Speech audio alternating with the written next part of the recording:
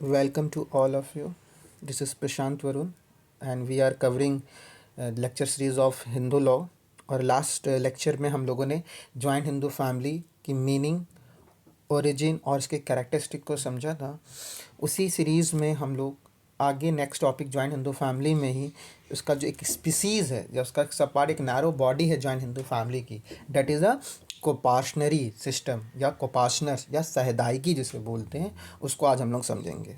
ठीक है, तो हम जब कोपाशनरी की हम बात करते हैं तो हमें समझना क्या है, हमें पहले देखना है कि कोपाशनरी का मतलब क्या होता है, कोपाशनर्स होते क्या कौन है और उनका राइट क्या होता है एज अ कोपाशनर, कौन पर्सन कोपाशनरी में आएंगे, उनके फीचर्स क्या होंगे कोपाशनरी के लिए।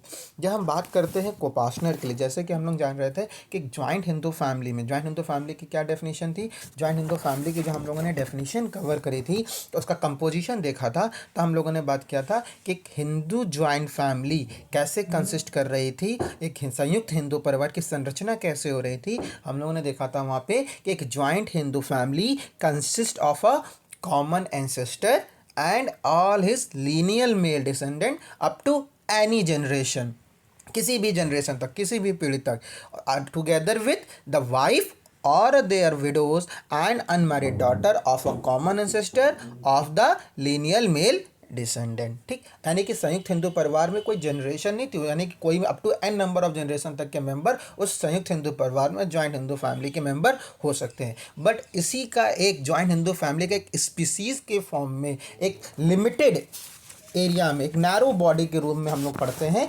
कोपाशनरी को पढ़ते हैं, जिसे हम लोग सहदायकी बोलते हैं। ठीक है, तो कोपाशनरी क्या होती है, कोपाशनरी के लिए कहा जाता है, पहला पॉइंट अगर हम मेंशन करें तो coparcenary is a narrow body of a person within a joint Hindu family. It means क्या हो गया, अगर हम पहला पॉइंट देखते हैं तो कहते हैं कि एक यूनिक कॉन्सेप्ट ऑफ इंस्टीट्यूशन है, जैसे कि हम लोग जॉइंट हिंदू फैमिली सिस्टम में ही के ही अंदर इंक्लूड करता है, जॉइंट हिंदू फैमिली के ही अंदर आ रहा है और जॉइंट हिंदू फैमिली के अंदर ही उसका नैरो बॉडी। इट मीन्स कि जो joint Hindu family it is a wider concept, ये वाइडर है। ठीक है, जैसे हम लोग वेन डायग्राम बनाते हैं, उस वेन डायग्राम में जो वाइडर है वो है जॉइंट हिंदू फैमिली, उसी का ही एक सब वेन है आता है या सबसेस्ट उसमें आएगा कोपाशनरी। तो कहा जाता है कि कोपाशनरी जो है सहदायकी है, it is a narrow body of a person within a joint Hindu family, यानी कि जॉइंट हिंदू फैमिली से ही हमें, उसी में ही हमें देखने को क्या मिलेगा, कोपाशनरी देखने को मिलती है। ठीक, दूसरा पॉइंट अगर हम बात करें कि इसमें कौन लोग आते हैं, कौन से मेंबर कोपाशनरी में आते हैं, तो कहा जाता है कि the coparcenary under a joint Hindu family consist of, कौन कौन आएगा इसके अंदर, कौन कौन इंक्लूड होंगे, कौन पर्सन इंक्लूड होंगे, the father, son, son son and sons sons, यानी कि up to 4 generation including the father. इन लोगों को मिलकर ही ये 4 जनरेशन तक जो चलेगा, इसी को हम लोग क्या बोलेंगे, कोपाशनरी। तो फिर से क्या बोले, कोपाशनरी क्या है, कोपाशनरी एक नैरो बॉडी है, किसकी, जॉइंट हिंदू फैमिली की, जिसमें कंसिस्ट है, कौन कौन आते हैं, फादर आएगा, सन आएगा, सन्स सन और सन्स सन्स सन आएगा। क्लियर है। ठीक है, अगर इसको हम लोग एक डायग्राम से समझने की कोशिश करते हैं तो इसको हम लोग ऐसे बना सकते हैं डायग्राम।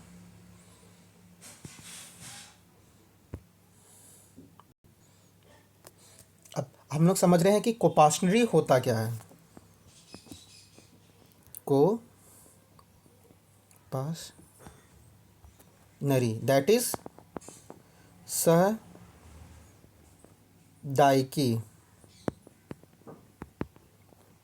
ये सहदायकी को समझना, इसका मीनिंग क्या होता है, हम लोग बात कह रहे हैं कि जॉइंट हिंदू फैमिली का ही एक नैरो बॉडी होता है कोपाशनरी सिस्टम, जिसमें फादर आता है, सन आता है, उसका सन सन्स और सन्स सन, यानी कि father, grandfather, great grand father. ठीक है, इसको अगर हम लोग डायग्राम से समझने की कोशिश करते हैं, let suppose this is a person A, ठीक, ही इज़ अ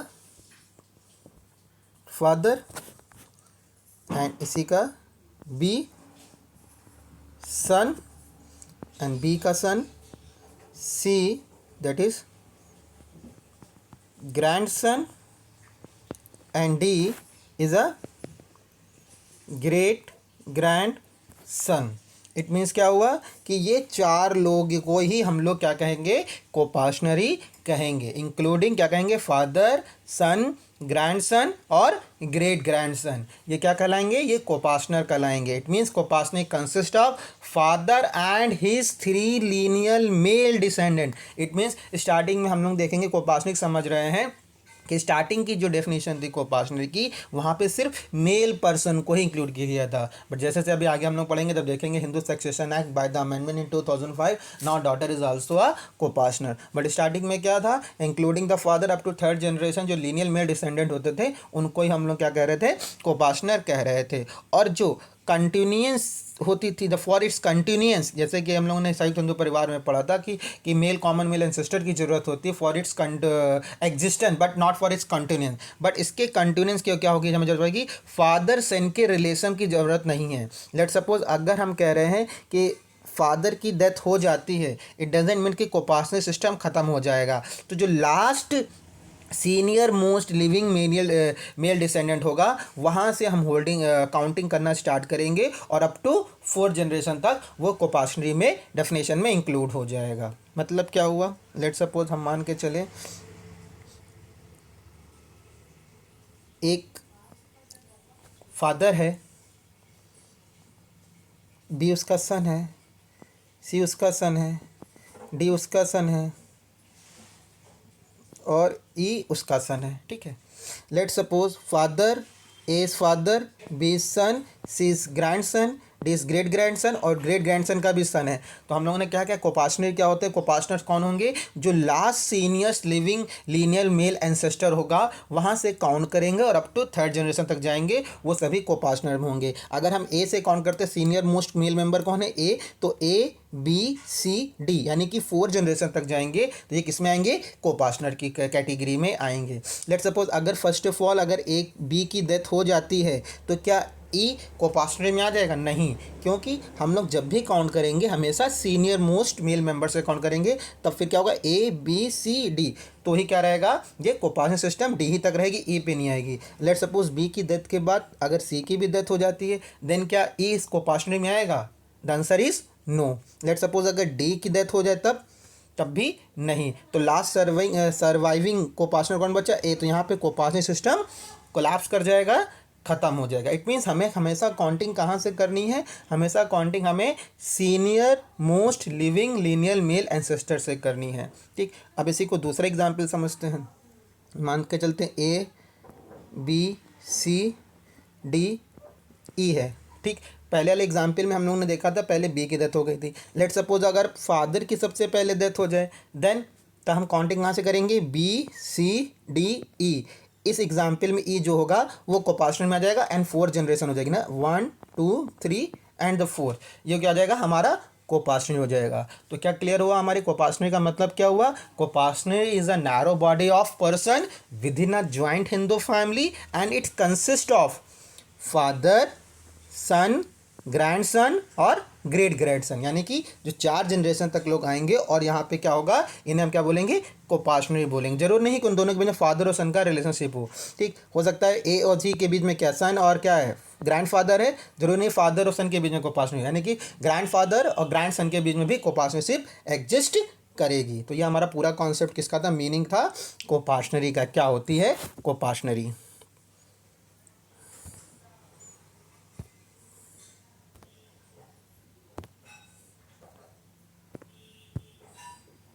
ठीक, जैसा हमारा पहला कॉन्सेप्ट था discuss the characteristic feature of coparcenary and right of coparcener, तो हम लोगों ने कोपासनरी का मतलब समझा। कोपासनरी क्या होता है, जैसे लिखा है the unique feature of Hindu society is the institution of a joint family system. और joint family system, joint Hindu family system क्या होता है, ये हम लोगों ने ऑलरेडी कवर किया है, जिसमें comprising the male member, his wife, children and his male ascendant, their wife and unmarried daughter. ये हम लोगों ने composition of joint Hindu family देख चुके हैं।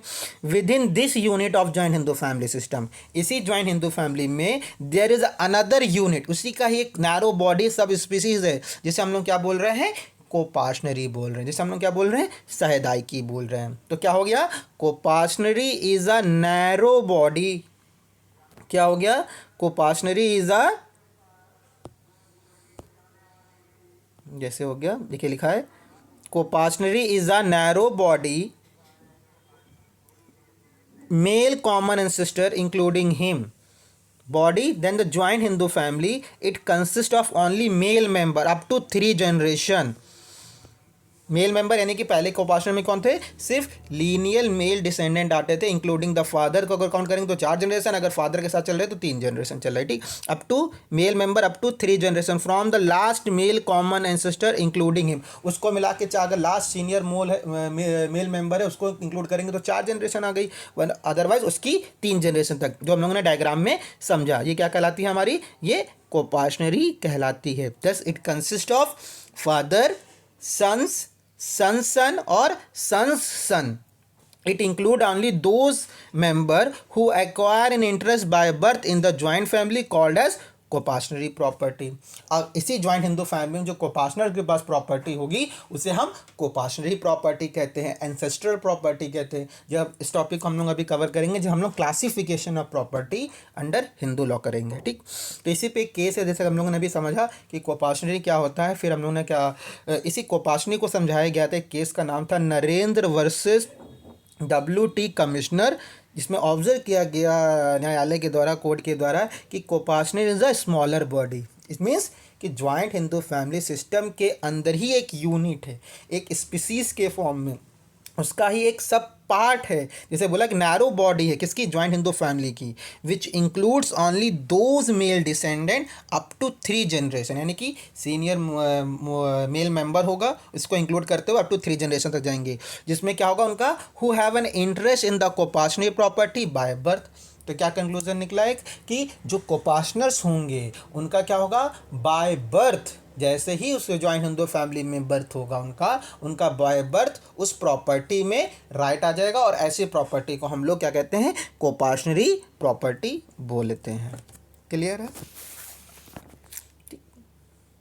फिर क्या कहता है, every coparcenary start with the common ancestor which after his death include the collateral also. जैसे हम लोगों ने पढ़ा था कि लेट सपोज ABCD, ये फादर, सन, ग्रैंडसन और ग्रेट ग्रैंडसन ये लोग थे, ठीक। तो ये 4 जनरेशन तक, ठीक, क्या हो रही थी, कोपाशनरी हो रही थी।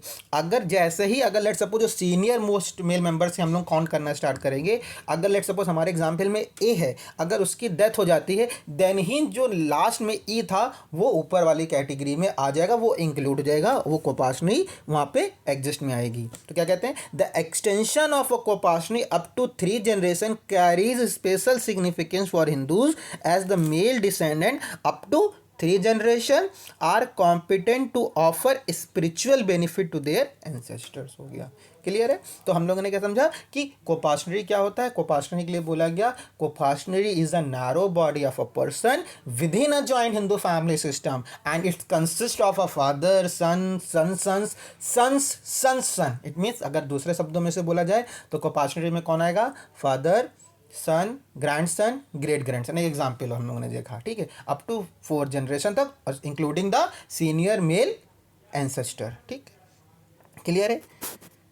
फिर नेक्स्ट पॉइंट हमारे कुछ कैरेक्टरिस्टिक हैं कोपाशनरी को लेकर, ठीक है। तो जैसे कैरेक्टरिस्टिक में कहा गया केस का नाम था कि state bank of India versus घमंडी राम का केस था 1964 में, जिसमें सुप्रीम कोर्ट सर्वोच्च न्यायालय ने ये ऑब्जर्व किया, ये देखा कि डिफाइन किया कि क्या है कि कोपाशनरी अंडर द मिताक्षरा स्कूल, क्योंकि हम देखेंगे अभी मिताक्षरा स्कूल और दया भागा स्कूल, जैसे कि हम लोग जान रहे हैं कि हिंदू लॉ के जो बेसिकली 2 इंपॉर्टेंट स्कूल्स हैं मिताक्षरा एंड दया भागा, इन दोनों ने कैसे डिफ्रेंशिएट किया है कोपाशनरी को लेकर। एज पर द मिताक्षरा, अगर मिताक्षरा में कोपाशनरी को सिस्टम को देखें, मिताक्षरा लॉ ऑफ स्कूल में कोपाशनरी सिस्टम को समझते हैं, तो वो क्या कहता है, it is the creation of a law and can not arise by act और a party except insofar as on adoption and adopted son become a co-partner with his adoptive father as regard ancestral property of the latter, ठीक।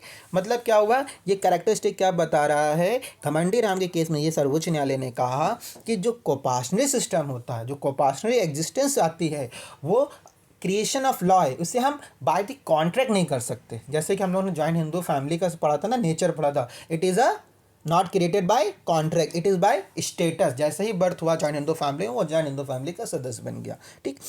इसीलिए इसे उसी तरीके से कहा जा रहा है कि ज्वाइंट हिंदू फैमिली में कोपाशनरी कौन होगा, उसे हम कॉन्ट्रैक्ट या एग्रीमेंट के थ्रू नहीं कर सकते हैं। ठीक, जिसने जन्म लिया उन 4 जनरेशन में, जैसे फादर का सन हुआ तो फादर और सन के बीच में कोपाशनरी सिस्टम या सहायदायकी संबंध इस्टेब्लिश हो जाएगा, स्थापित हो जाएगा, चाहे वो फादर हो, चाहे वो ग्रैंड फादर हो, चाहे वो सन हो, चाहे ग्रेट ग्रैंड सन हो। बट इसको कहा गया एक्सेप्टेड कैसे, जैसे कि हम लोगों ने पढ़ा था कि ज्वाइंट हिंदू फैमिली में एडमिशन कैसे हो सकता है, वहाँ पे था अडॉप्शन। अडॉप्शन के बारे में हम लोगों ने पढ़ा था, क्या लिखा है, except insofar as for an adoption the adopted son become a coparcener. मतलब कि अडॉप्शन में कैसा होता है, Hindu adoption and maintenance act के according chapter 2 the valid condition for adoption, क्या क्या कैपेसिटी होनी चाहिए, वो सेक्शन 7 ऑनवर्ड्स हम लोग देखते हैं उस एक्ट में, Hindu adoption and maintenance act 1956 में। तो कह रहा है कि अडॉप्शन के द्वारा भी हम कोपार्टनरी बना सकते हैं। लेट सपोज एक अडॉप्टिव फैमिली है, फादर और मदर हैं, उन्होंने क्या किया, एक सन को अडॉप्शन में लिया। और जैसा कि हम जान रहे हैं, जब adopted article section 12 of Hindu adoption and maintenance act, what is the legal effect of the valid adoption. तो लीगल अडॉप्शन का लीगल इफेक्ट ये होता है कि जिस बच्चे का अडॉप्शन में लिया जाता है for the all of the purposes, जिसमें लिखा सेक्शन 12 में लिखा है, मेंशन किया, फॉर ऑल द पर्पसेस, जैसे कि एक बायोलॉजिकल चाइल्ड का बर्थ होता है, उसके राइट एंड ऑब्लिगेशंस होते हैं, वैसे एक अडॉप्टेड सन का हो जाता है। तो इट मीन्स कि कोपार्टनरी कैसे स्टेब्लिश हो सकती है, बाय द अडॉप्शन भी हो सकती है। जनरल रूल क्या है, उसे हम एग्रीमेंट कॉन्ट्रैक्ट के थ्रू नहीं कर सकते, it is a creation of a law है। ठीक, बट क्या करें, बाय द अडॉप्शन भी एक अडॉप्टिव फैमिली में वो अडॉप्टेड सन क्या हो जाएगा, वो कोपार्टनर बन जाएगा, किसके लिए, अपने अडॉप्टिव फादर के लिए बन जाएगा। इज इट क्लियर है। इसी पॉइंट को ही एक और केस में था, भगवान दयाल वर्सेस रेवती देवी 1962। इसी को साइड करते हुए एक और केस है, भगवान दयाल वर्सेस रेवती देवी 1962। केस का नाम है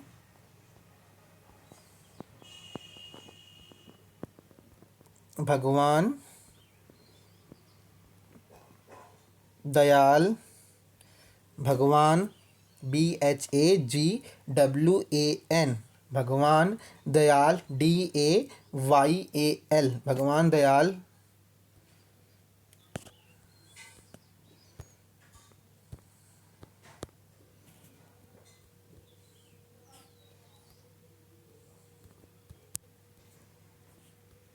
वर्सेस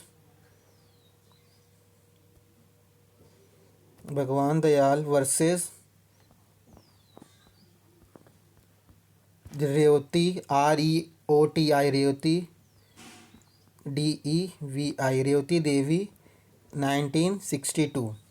भगवान दयाल वर्सेस रेवती देवी 1962।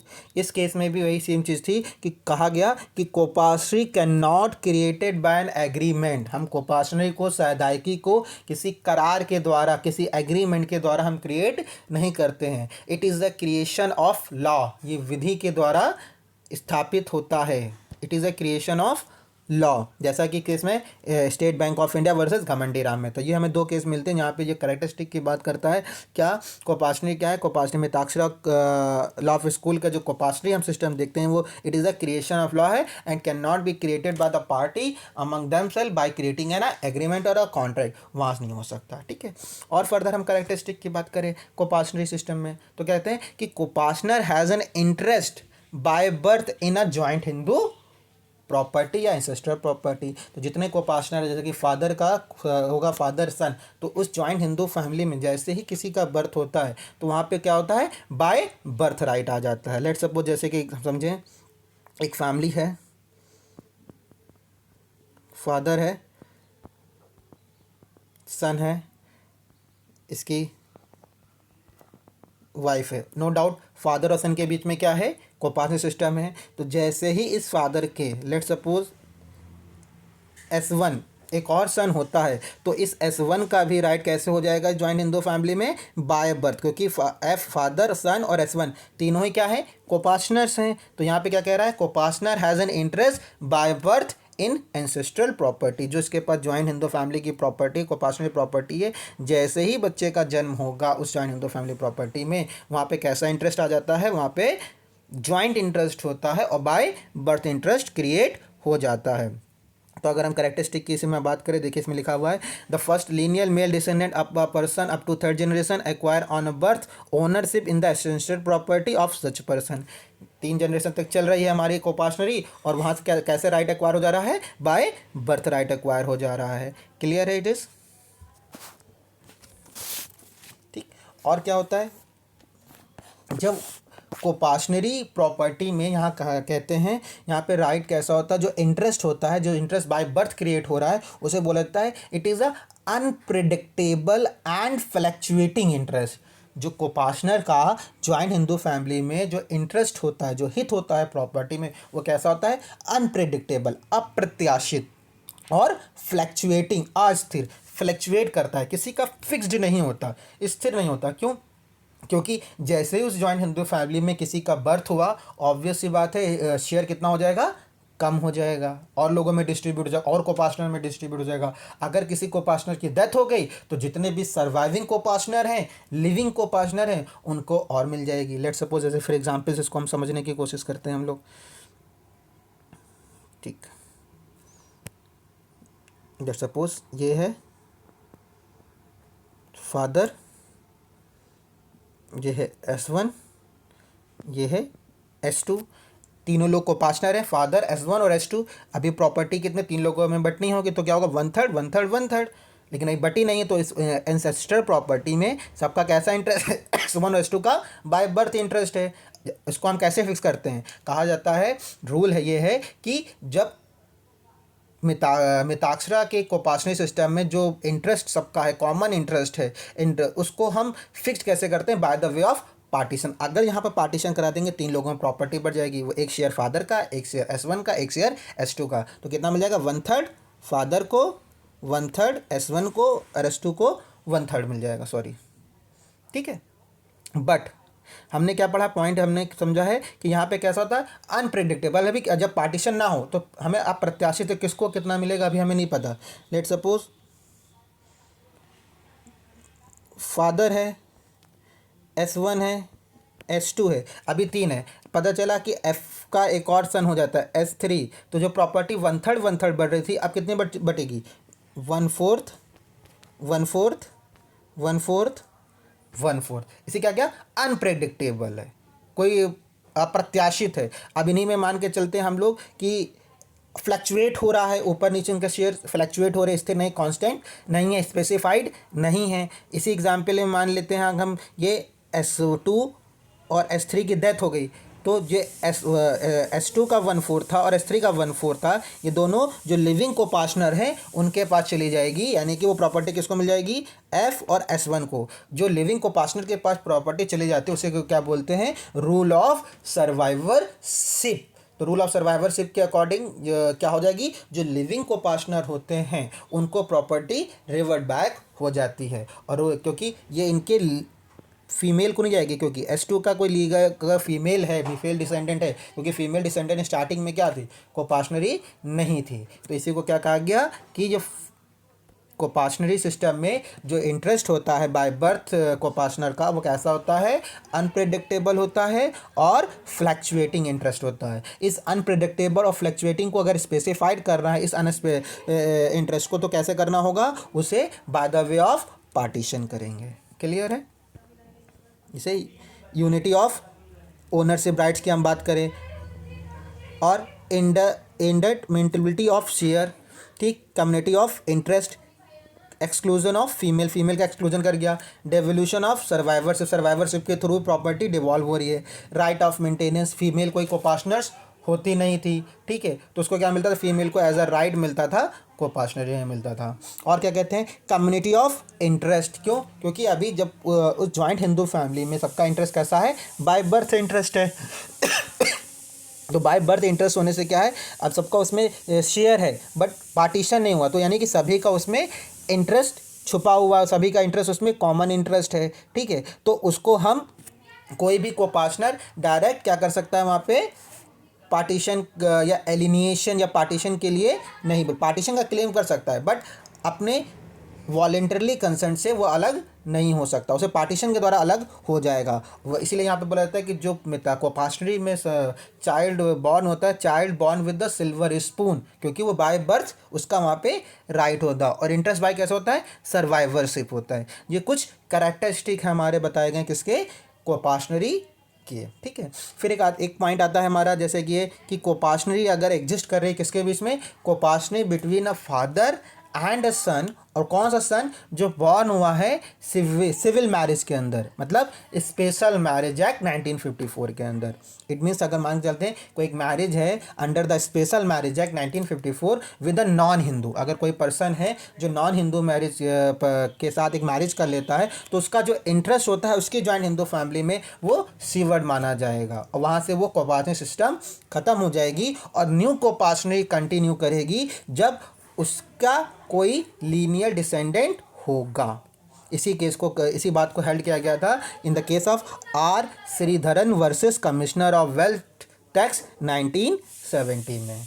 तो हम लोगों ने आज देखा कि इस लेक्चर में कि कोपाशनरी की कैरेक्टरिस्टिक क्या होती है। कोपाशनरी ही एक सब पार्ट है, सब स्पीसीज है, one of the unit of a joint Hindu family है। और जितने भी कोपाशनर्स होते हैं उनका बाय बर्थ उस जॉइंट हिंदू फैमिली की प्रॉपर्टी में राइट होता है। They can claim for the partition, और they have an interest like unpredictable और फ्लैक्चुएटिंग। किसी का स्पेसिफाइड शेयर नहीं होता, उसको स्पेसिफाई करना होगा, तो वहाँ पे क्या करना होता है, वहाँ पे by the way of partition के थ्रू वहाँ पे हम उसको हर कोपाशनर का, हर मेंबर्स का शेयर को स्पेसिफाई कर सकते हैं। अब नेक्स्ट लेक्चर में हम लोग देखेंगे कि डिफ्रेंशिएट कैसे करते हैं, जैसे कि मिताक्षरा और दया बागावे कि इनके अकॉर्डिंग कोपाशनरी अलग अलग कैसे होती है। अभी तक हम लोगों ने समझा है जॉइंट हिंदू फैमिली क्या होती है, जॉइंट हिंदू फैमिली का कंपोजिशन कैसे होता है, मीनिंग क्या होती है। देन हम लोगों ने समझा कि एक कोपाशनरी सिस्टम क्या होता है, कोपाशनर्स के राइट्स क्या होते हैं। Okay, thank you for today.